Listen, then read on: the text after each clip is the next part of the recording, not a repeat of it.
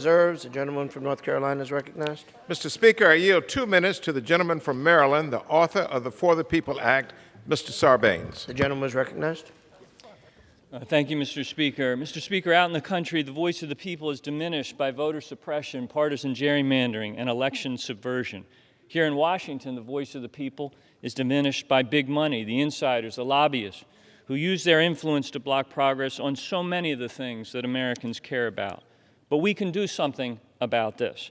The Freedom to Vote John R. Lewis Act will ensure free and fair access to the ballot box with expanded registration opportunities and the broad availability of early voting and vote by mail, something that voters of both political parties took advantage of in the last election.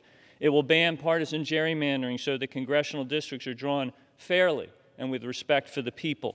It will prevent the arbitrary removal of local election officials from their positions, and it will protect election officials from harassment and intimidation.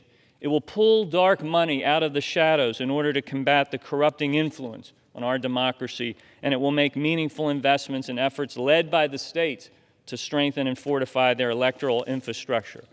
Too many Americans have become cynical about our politics, and they are angry. But there is hope in that anger because it means they still care. They still believe in American democracy. They cherish it. In November 2020, 150 million Americans overcame tremendous obstacles to get to the ballot box, to pull our democracy back from the brink. The question now is, will we do our part? As their elected representatives, will we show that our love for this great republic is equal to theirs?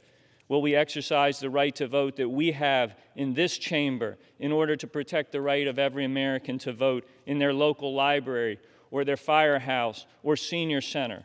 The answer must be yes. And after we pass this bill in the House, we look to our Senate colleagues to do whatever they can to secure the passage in that chamber. The stakes are too high. Failure is not an option. I yield back.